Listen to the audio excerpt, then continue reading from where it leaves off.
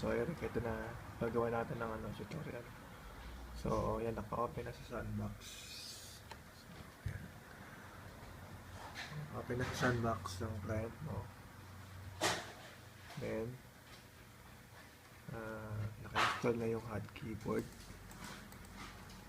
Ayan, hot keyboard. Okay, open mo. Then mag-new macro ka. New macro. Tapos lagyan mo ng pangalan. Ito ng pangalan gusto mo. Tapos yung hotkey, ito yung pipindutin mo para umandar yung hot keyboard. Ang nilalagay ko, Alt F1, Alt F2, Alt F3, Alt F4. Kahit ano, pwede control 11, or Alt, top space, Alt F9, ganun. Kahit ano na gusto mo. Yun yung magiging key mo para mag-start yung program.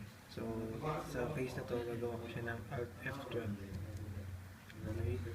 Tapos, dito sa action, record and play strokes. Okay? Tapos, enable mouse movements. Tapos, dito sa repeat, gawa ka ng 10,000. Also, okay. Dito sa name, kahit ano sa name. Okay, tapos record ka na.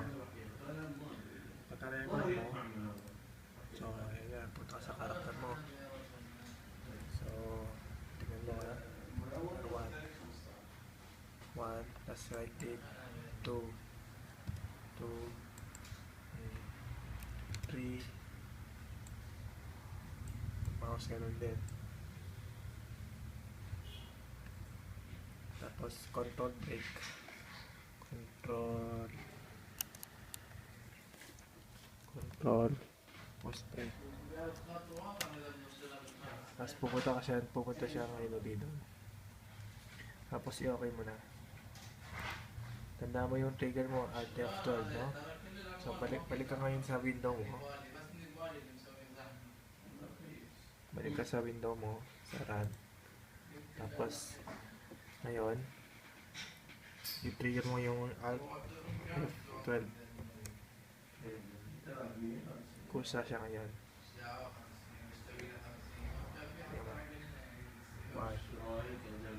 Escape ko muna, escape. Para may stop. Para mag-stop yung hot keyboard, escape mo. So, Alt F12. Alt F12. So, tingnan mo. 1,